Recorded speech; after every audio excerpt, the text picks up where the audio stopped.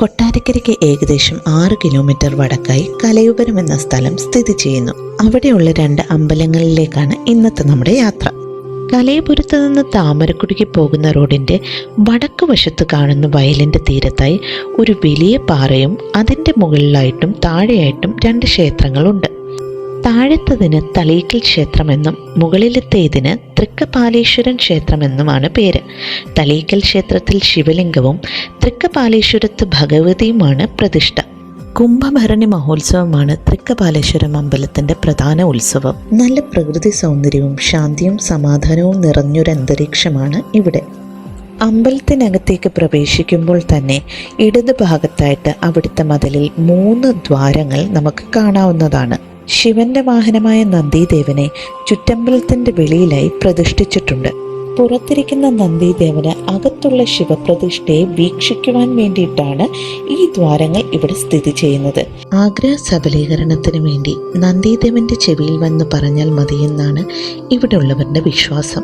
ഉഗ്രമൂർത്തിയായ പ്രധാന പ്രതിഷ്ഠയായ ദേവിക്ക് പുറമെ കരിങ്കാളി മൂർത്തി, നെടുമ്പറത്ത് മൂർത്തി, പൂവത്താൻ തുടങ്ങിയ മൂർത്തികളും ഇവിടുണ്ട്.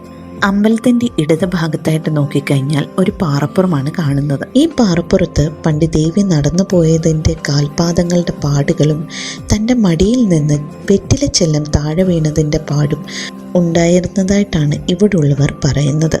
പണ്ട് കാലത്ത് ഇവിടെ ഉണ്ടായിരുന്ന ഒരു തിരുമേനി ഇവിടെ ആവുന്നത് വിളക്ക് കത്തിക്കാൻ ശ്രമിച്ചിട്ടും കാറ്റ് കാരണം കെട്ടുപോവുകയായിരുന്നു. ഒടുവിൽ അദ്ദേഹം വിളക്ക് കത്തിക്കുവാനാവാതെ തിരിച്ചു പോവുകയുണ്ടായി. പിറ്റേ ദിവസം അദ്ദേഹം തിരിച്ചു വന്നപ്പോൾ കണ്ട കാഴ്ചയാണ് ഈയുള്ള പാറക്കൂട്ട്. ദേവി അദ്ദേഹത്തിൻ്റെ വിഷമം കണ്ട് ചെയ്തതാണ് എന്നാണ് സങ്കല്പം. മറ്റു മൂർത്തികളോടൊപ്പം തന്നെ വലതു ഭാഗത്തായിട്ട് ഒരു നാഗക്കാവും സ്ഥിതി ചെയ്യുന്നു. അമ്പലത്തിൻ്റെ മുൻവശത്തായിട്ട് ഒരു കുളവും നമുക്ക് കാണാവുന്നതാണ്.